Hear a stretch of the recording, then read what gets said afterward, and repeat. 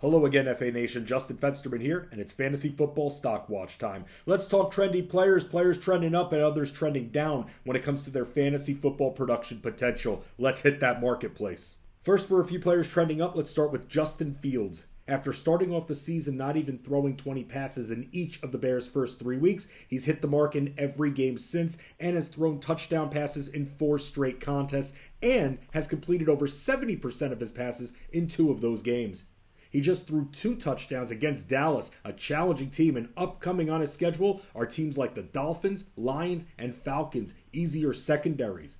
Fields has run the ball effectively over his last few games as he's posted no fewer than 60 yards on the ground in each of his last 3 games, and he's run in scores in 2 straight outings. He's run for over 7 yards per carry in 2 of his last 3 battles. Also trending up, DJ Moore. Since week 6 of the NFL season, Moore has received at least 31% of the Panthers' targets. PJ Walker is the best thing that's happened to Moore. He's now scored in back-to-back games, and he's coming off of a game in which he produced 152 receiving yards.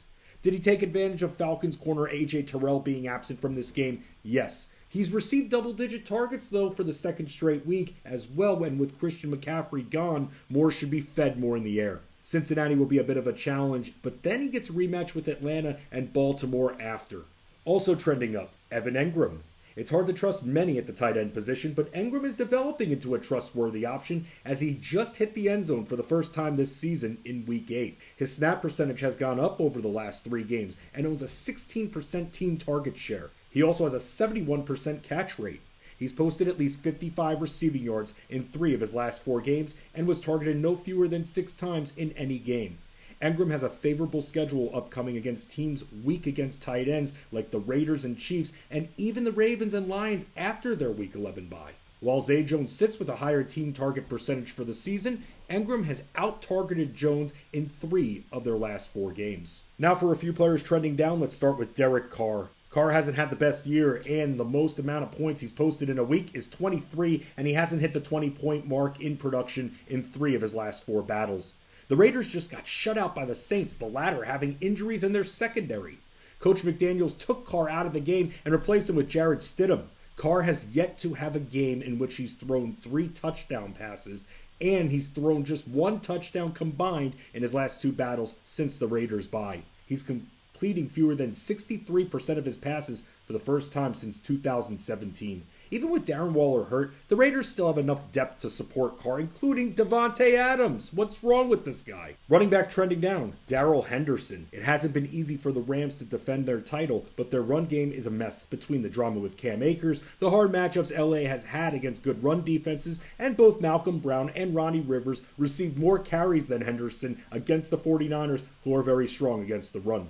Henderson's rushing for fewer than 4 yards per carry. He's received double-digit carries in just 3 games this year, and he's not really utilized in the Rams' passing attack.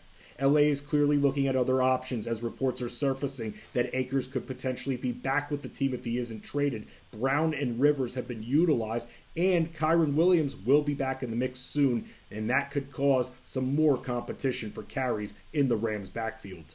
Another running back trending down, Brian Robinson. After what Robinson dealt with prior to the start of the season, it's impressive how quickly he recovered, but we can't forget that he's a rookie and will need seasoning. He's averaging 3.2 yards per carry and has scored just once since coming into the mix in Week 5. He's not going to take targets away from Antonio Gibson or J.D. McKissic. His snap percentage dropping from 47 to 25 between Week 7 and 8 is very telling. Robinson got out-snapped by Gibson in both of his last 2 contests, and even J.D. McKissic was on the field more than Robinson in Week 8. Robinson received just 8 carries against the Colts, and Taylor Heineke and Curtis Samuel were more useful on the ground than Robinson, and Robinson received just 1 more carry than Gibson. Things just aren't going his way.